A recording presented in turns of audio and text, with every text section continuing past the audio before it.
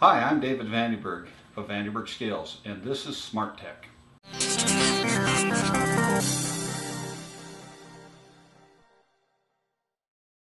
It is here that we talk about things that work and make sense, and things that, in our opinion, do not work and do not make any sense. Jeff, I was reading the other day a meatingplace article written by Lisa Keefe, the editor of meatingplace magazine, called Of Cars, Weather, and Meat. And being a car guy, it kind of hit me square between the eyes. I'm curious what your thoughts are on this as well, but I'm finding that the technology used in cars has gotten to the point of being almost completely ridiculous.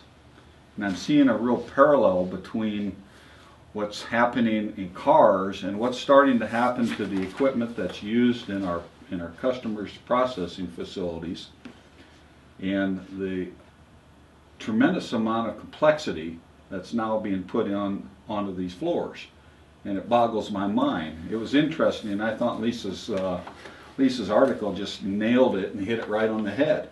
She had a very good comparison with the car industry versus the meat industry and the food industry, of which we're deeply involved in. Some of the things that she hit on are being driven by, I think, two major concerns or fears. Okay, over the last 2.5 years, talking with plant managers all over the United States, I've found that their two biggest concerns are: one is finding labor, and two is finding qualified labor, which isn't even an issue anymore because they can't. Wow. So what generates that then is they're thinking, I need more technological sophistication. I need a robot to do this. Right. So that's where it all kicks off. It's like, I need a solution that I can just turn on in the morning and walk away. Okay? Well, we both know that doesn't exist. Yeah, it's a fallacy. So when she explained, what was happening with her car, that she was going to have to replace a headlight that cost $1,400 on a car that's 30 years old, we see that in our industry as well. Well, I'm not sure it's 30 years, 16 years old. Oh, but 16 years old. True. My point there is that I found it really interesting that if you go back in the car industry, if you go back just to, you said 30 years, but if you went back 30 years, you'd start to see round glass headlights. Exactly. That you went to Walmart and you bought for $12. And you and I could put that in and diagnose and fix our problem within minutes.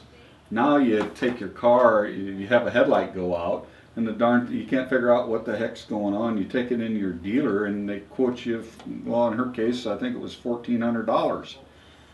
It's insane. $1,000. I think it was $1,000 in her article, but anyway, it's insane. It's gotten crazy.